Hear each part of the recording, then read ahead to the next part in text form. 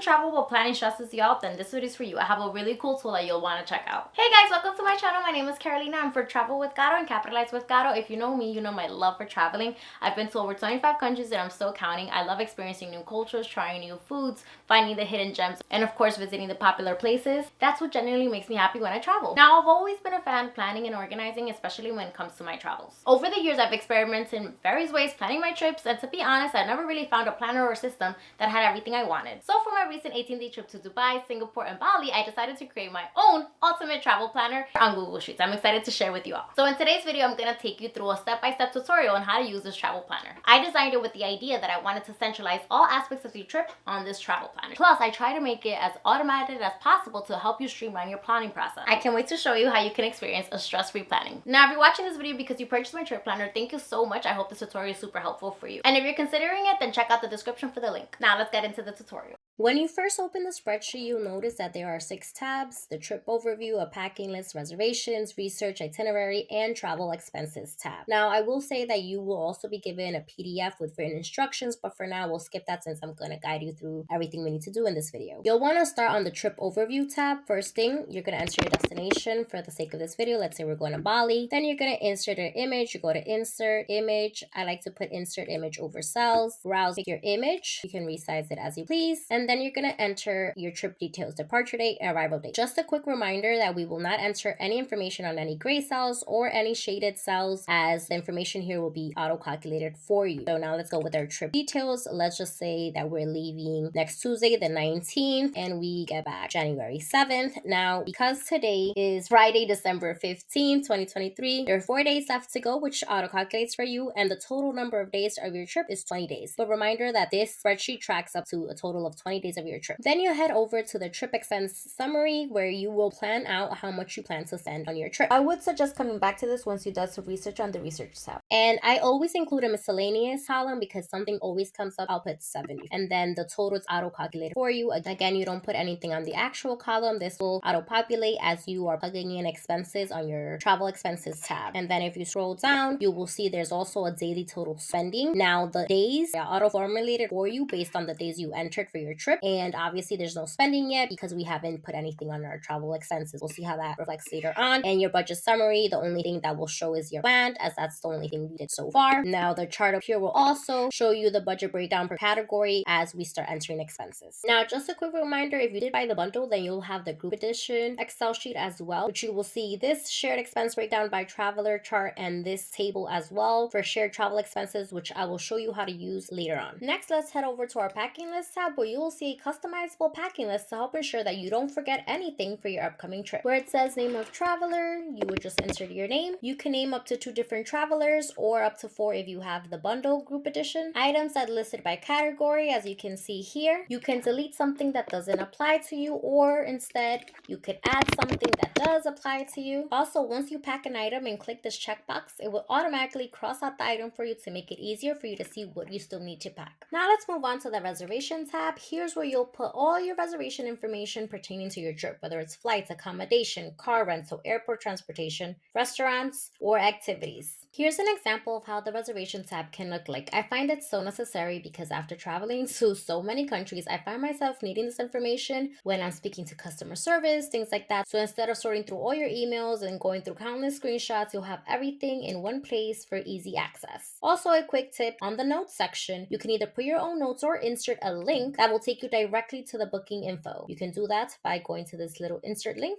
enter the link here, click up high, and then once you click on it, it'll take you straight to the website. When planning out your trip, my recommendation is that as soon as you make a reservation for your trip, make sure to input it here right away. Trust me, it will come in handy. Now let's head over to the research tab, which I am particularly proud of. First, you'll see your trip mini overview. To make it as automated as possible, the days of the week, the date, and the number of days you'll be on the trip will be auto-populated based on the information you enter on your trip overview. For example, let's say I changed the dates. Now we're going to fly the 23rd and we're going to come back the 10th. Well, then if you go back to your research tab, you see that now it starts from Saturday and it starts from the 23rd and it shows up to day 19, which you'll come back the 10th. On this calendar, you will also have a line line to enter the city or country you are on each day, as answering that information will also help automate your itinerary as much as possible. Let's say on day 1, we are still on air, and from days 2 to day 6, we're in the city of Uluwatu. Then let's say day 7, you go to the city of Ubud. And so you'll just keep entering the city or countries on the day for each days of your trip. And below each city or country that you entered, you can add a quick note for each day.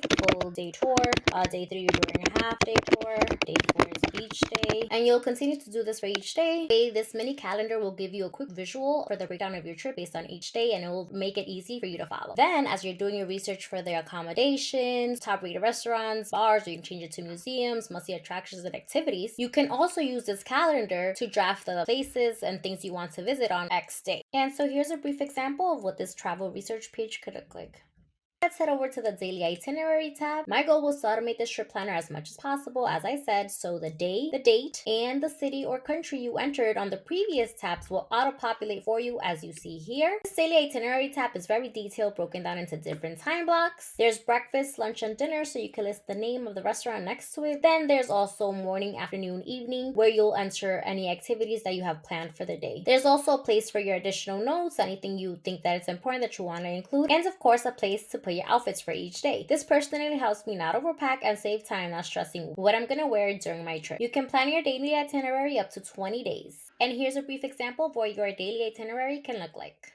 Now, last but not least, let's head over to our travel expenses tab, which is where you'll input all your trip expenses to help you stay within your planned trip budget. Remember to not write anything on these gray cells or anything on these shaded cells, as that can mess up the formula. You'll only be inputting information on these white cells here. Now, before we start diving into this tab, note that if you do have the bundle group edition spreadsheet, it will look slightly different. Instead of the top saying reservations and the bottom saying other expenses, that sheet will say your personal spending, and then right here will say shared spending, which I will explain briefly how that works after this. This is an example of how your travel expenses can be inputted. When you click on the date cell, the calendar will pop up for you so you can easily enter the date. On the day, you will have a drop down, days 1 through 20. You select the day that the expense is being made. This will help calculate the daily spending on the trip overview tab. Then for category, you have these categories to choose from. And then here in the description, you just write a brief description for your travel expense. You enter the total cost, and then if it's paid, you click on it. If it's not paid, you will leave it unclicked, and then you can write any notes. Now, as you're entering different costs, you will see that the chart starts to update, the amount left starts to update as well, and then if you head to the trip overview, you'll see now that the pie chart for the budget breakdown will start to update as well as the trip expense summary, so it says how much you actually spent versus how much you planned, and you will see how much you have left to spend. As I mentioned, if you scroll down, this will be your total daily spending, how much you spend on day 1, 2, etc. The goal here is that since everything is being auto-populated in real time, it will help you monitor your spending so you don't stress about overspending. Now, for those that have the bundle group edition, you'll notice the same features as this, but you will see that you have 2 new charts here. Let's look. You'll see this additional bar graph and table. The bar graph shows the breakdown between shared expenses by traveler, and the table will show you the total shared spending of each individual travel as well as your personal spending.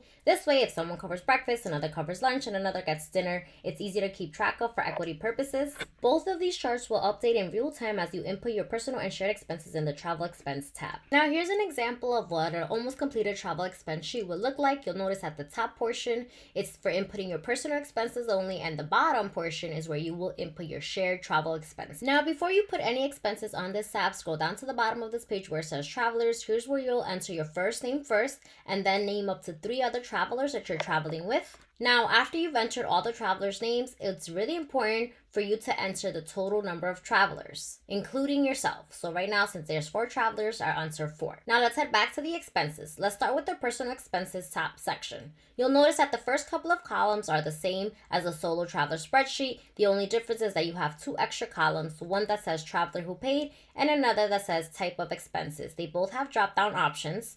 For the top, you'll always put personal as the type of expense, as it's your personal spending. And then for the traveler who paid, you'll always put yourself. Now, please make sure you don't leave anything blank for a given expense. For the share expenses section, you'll see the only difference is after the total cost, you'll see gray cells that will auto-calculate the total cost per person for each shared expense. It will do so based on the total number of travelers you entered at the bottom of this page. So for example, its total cost, 800 divided 4 people, is 200 per person. Then for the type of expenses, you'll always want to put shared for the shared expenses, and for traveler who paid, the drop down will list the traveler's names you entered. So you will assign the traveler who paid for that particular shared expense. Make sure to not leave the type of expense or traveler who paid empty, as it can mess with the calculations. Now on the trip overview tab, you will see that no data has populated here, and that's because first you need to enter the names exactly as you spelled it on the travel expense tab on this monitor shared travel expense table. Once you enter the names, the chart and table will auto-calculate the data. You will be able to see how much each traveler has spent on the shared expenses. This information will be useful so you can monitor who has spent the most on the shared expenses versus who is spending the less, so that perhaps maybe that person can take on more tabs, it could balance out and be more equitable. You will also see your personal trip expense summary as well as your daily total spending, which will include your personal spending and your shared travel expenses. So for those traveling with friends or family, this is a great bundle deal for you, as it helps keep track of your personal expenses but also the shared travel expenses. And for my solo travelers or those that don't need to track shared expenses between travelers, then the solo trip spreadsheet is probably best for you. Thanks so much for watching this video. I hope you found it helpful and you plan to join me on my upcoming travel adventure. So make sure you hit that subscribe button. If you have any questions, just drop them in the comments below. And if you already bought this planner, I'm excited for you to plan your next trip. And if you don't have it yet but are interested, make sure you find the link on the description. All right, catch you on my next video. Bye!